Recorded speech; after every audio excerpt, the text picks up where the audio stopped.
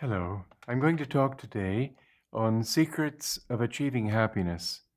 In that song you just heard, you also got the message of how if we can learn to simplify our lives, if we can learn to live more from within and less dependent on the world outside us, that's one of the great secrets already.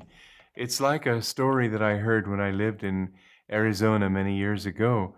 There was an Indian who had a quarter of an acre, just a small plot of land that he farmed. And a wealthy neighbor of his, a white man, got to be friends of his. And he said, "Look, I have all this land. You have so little. Let me give you some of mine so that you have more land to farm." And the Indian smiled and he said, "Well, I understand your friendship in making this offer and I appreciate it, but I don't want more land. If I had more land, when would I find time for singing?" And this is what many people find, that in conquering the world outside, building bigger and bigger things, getting more and more money, doing more and more, very often what they find is that they have lost the capacity to sing in their hearts. So simplicity, uh, you've heard the expression of rediscovering the child within, and usually this means some sort of a negative thing, some painful experience and so on, but I like to turn that statement around into a positive way. Jesus said, unless you become converted and become like a little child, you can in no ways enter the kingdom of God. One of the secrets of being happy is to become childlike, not childish, but childlike. Childish means getting emotional about little things, throwing tantrums, and not being able to adjust to other people's realities. In fact, I've defined in my book, Education for Life, I've defined maturity as the ability to relate to other realities than one's own. And so also with childlike, I mean not to have the childish temperament, but to have that innocence, that openness, that sweetness that comes when you don't expect the worst. The worst often is what we get, isn't it? If you look at little, not only little babies, but the young of any species, a little elephant, for example, a baby elephant, it's probably bigger than you are. And yet it somehow creates a feeling of tenderness in your heart, doesn't it? Why? It's not smallness in this case. I think it's that look in its eyes of trust. It hasn't learned yet to doubt, to be defensive, to throw up guards. Now, how can we do that when the world around us so often hits us? You see, even a child of 5 already, there's a bit of that defensiveness there. An adult may have it so deeply ingrained that that's all you see.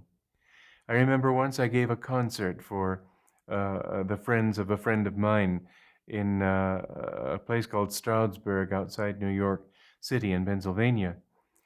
And she had asked me to sing these songs that I've written, including the one you just heard. And after singing it, I saw that people were sort of looking away anywhere but at me, the sky, the ground.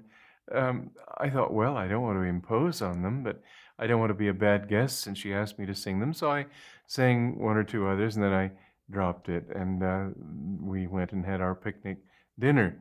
Well, that's understandable. Some people will like it, what you do. Some people won't like what you do. But the next day, I was going somewhere with one of them. He was one of the sort of, I don't like to use the word ringleader because that's misleading. It wasn't a gang, but he was one of the most outspoken of the group, you might say.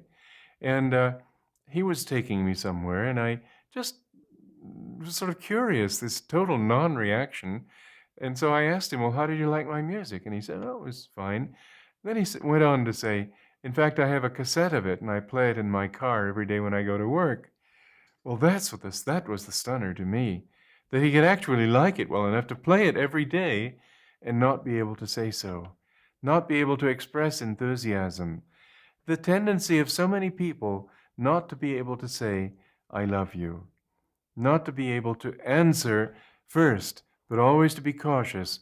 Roosevelt had a Secretary of State, I believe. I forget his name, which one it was now. But If you asked him, what time is it? He'd say, well, what time have you got? One time he was with somebody in a railroad carriage, and they saw a flock of sheep on a hillside, and somebody said, oh, look, those sheep have been shorn. And he looked and he said, well, on this side anyway. The super caution, the super unwillingness to commit yourself to anything for fear of being found wrong, being laughed at, being disagreed with, being criticized, whatever it might be. This is the veil that comes down over people's faces. I had an experience years ago. I picked up a hitchhiker who gave me a hard luck story. And so I decided I didn't know if it was true or not, but I thought if I were to discover later that it was true and I hadn't helped him, I'd feel very badly. So I'll give him something anyway. It turned out to be about half of all I had at the time. And he said, well, I'll be sure you get this back. I wouldn't want you to lose faith in human nature. I said, my friend, if I'd had faith in human nature, I would have lost it long ago. I don't have faith in human nature. I have faith in God, in truth, in life, whatever it might be. But I know that if you don't give it back to me, it'll come back. And it did, manyfold. He didn't give it back. I would have lost faith in human nature, perhaps, if I had been depending on him. But I wasn't even giving it to him. I was giving it to God through him. God has asked me for help. Who am I to deny it? Life has asked me for help. Who am I to say that I'm separate from this? We're a part of it all. In this way, we can maintain our innocence. If we understand that we're living for a higher truth, we're living for a greater reality, and in that reality, everything does ultimately work out for the best if we believe in it. If we don't, then we find we close our eyes. But the suffering people go through is like somebody closing his eyes in a well-lit room and walking around wondering why he keeps hurting his shins on the furniture. So why doesn't somebody turn on the light, he'll say. Why doesn't God do something for me? Well, my friends, you've got eyes. You can open them. You've got the capacity for wisdom and understanding. Open yourself to that. You don't have to walk around like a blind man. We need to be more aware of this broader reality. And when we are, we find that we learn to trust because we find that living for that reality sustains us. Living for God, God sustains us. And always things work out ultimately for the best. I had an experience here in building our Ananda community many years ago. The expense of building it was much more than I'd counted on. My father had given me some money in stocks, which I sold. I had some money that I'd earned from giving classes. All of this together I thought would be enough. I didn't know enough about building costs in those days. And the carpenter told me it would take only 2 weeks to complete our first construction. And I was naive enough to believe him. Well, I had enough money for those 2 weeks. But the work went on for 2.5 months, and I went way in debt. And I went to the different people to whom we owed money, and I said, could you take a certain amount every month, and that way I'll be able to pay you off by the end of the year? And they all said, sure.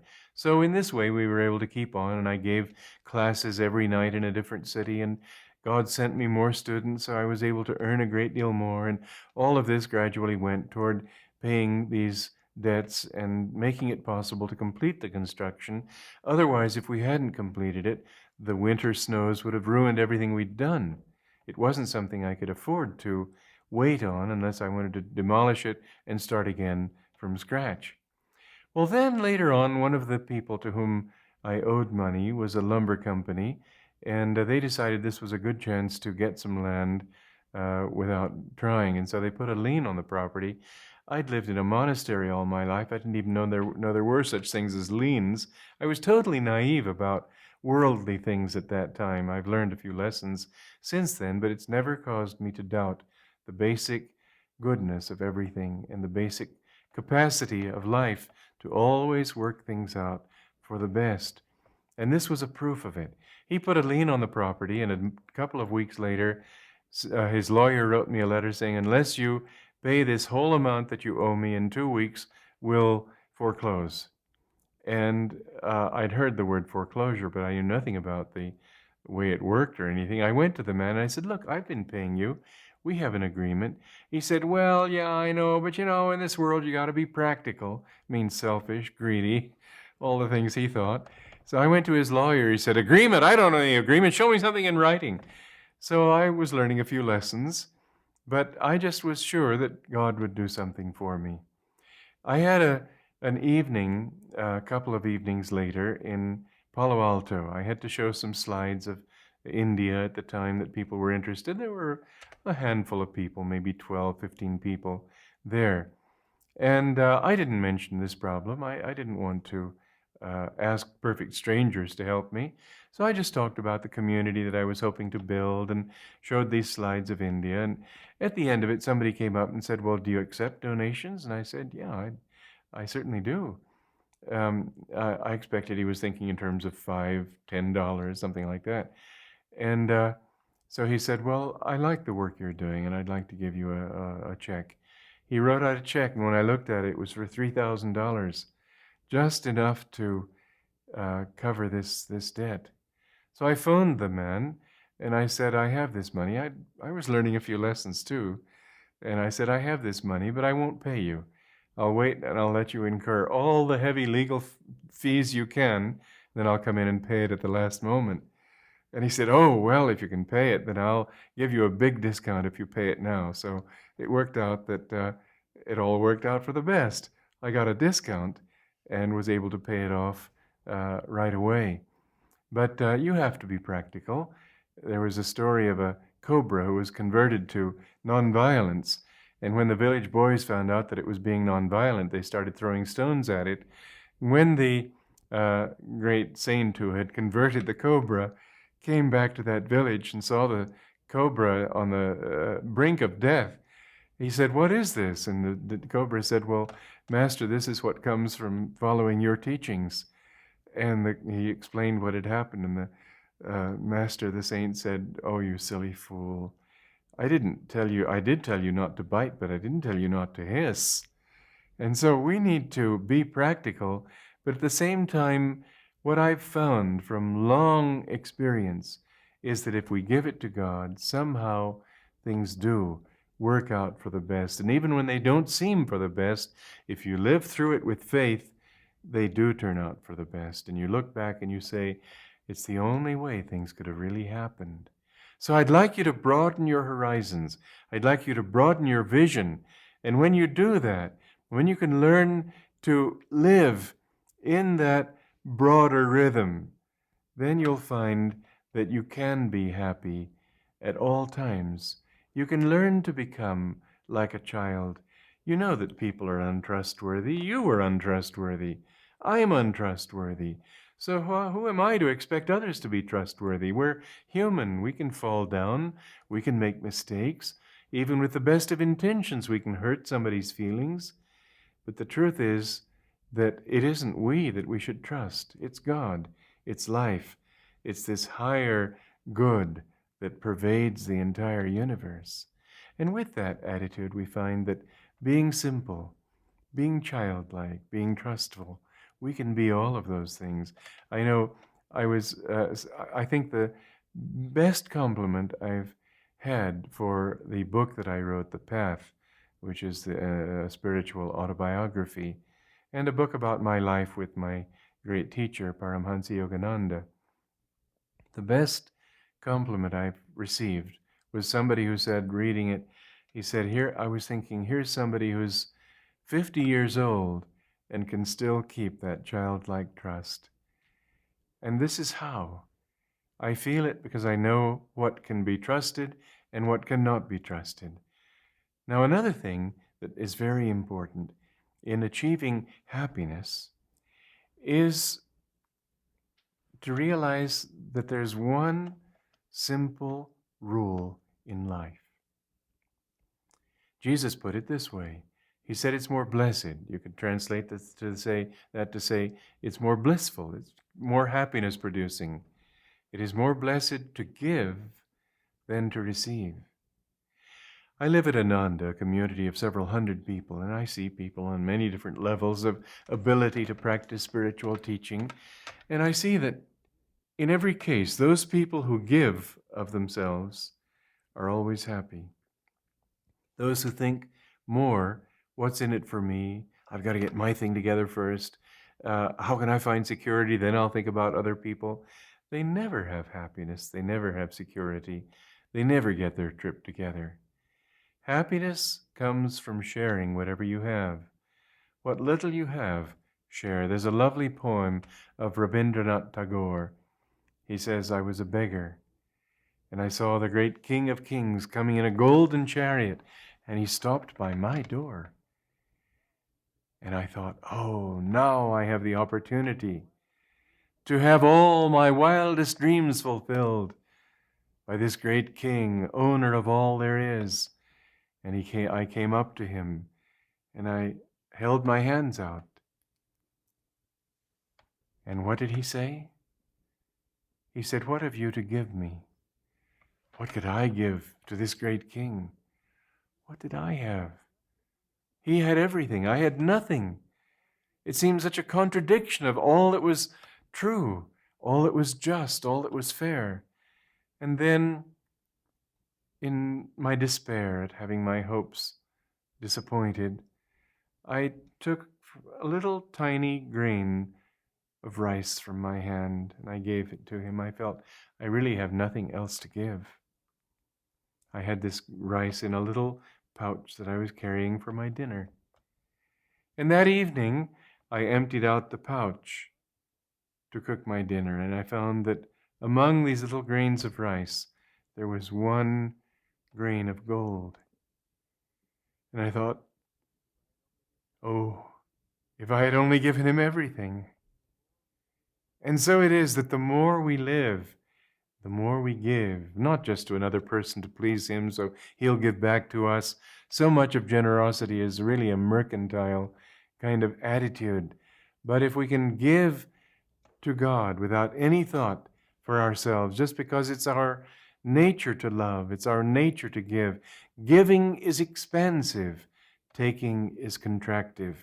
And always you'll be able to find that you are happy in proportion to your expansion of consciousness. You suffer in proportion to your shrinking of consciousness. Shrinking of consciousness, of awareness, of possession, of dominion, of knowledge, of whatever it might be. When there's a shrinking in attitude on any level, there is pain. When there is expansion, there's release, and in that release, there is happiness. Happiness comes with a sense of freedom. The more you can give away, the more you have. But give it with the complete attitude that nothing really belongs to me. Everything is his. And you'll find that he takes care of you. Didn't Jesus say that? He said, look at the lilies of the field. They don't labor, they don't spin. And yet Solomon in all his glory was not arrayed as one of these. If you could live that truth, how many churches do you go that teach it? I don't think I've ever heard a single sermon that emphasized it. They say it, but do they teach it? Do they live it? I don't think very many. And yet the more those do, I remember one wonderful missionary, Frank Laubach. You could see it in his eyes that he lived that way. It's not what you give literally. I don't mean to empty your bank account and pass everything around among poor people. Maybe yes, maybe no. It's more a matter of attitude, that it's there to be done. If a millionaire gave $1 each to 1 million people, what could they do with it but buy a milkshake? And I'm not sure that would buy a milkshake nowadays anywhere. A cup of coffee, maybe. What good would that do? But that same $1 million used in a good way, in a focused way, might build a wing on a hospital, might help in some major way that would benefit many people. We have to focus our energies, and money is energy. We have to use it in a practical way, in a useful way. I'm not saying give it all away like that. I might say that depending on where you are. Jesus said that to people too. But basically what it means is to have that attitude of inner freedom, of generosity, of sharing when people need help, of living more for others, serving people, rather than living for yourself. And this is what I've seen at Ananda, that the people who live that way, somehow they always have security. Somehow things go right for them. And for the others, no matter how hard they try, it never seems to go right. Try these things. I'm not giving you dogmas. I'm giving you ideas that you can experiment with and find out whether they work or not. I'm telling you that from my experience in my life and in the lives of other people that I've watched, I've seen that it works. But ultimately, you have to be the judge, and the only way to judge fairly is to put it to the test. Try it and see if you can't be happy literally all the time.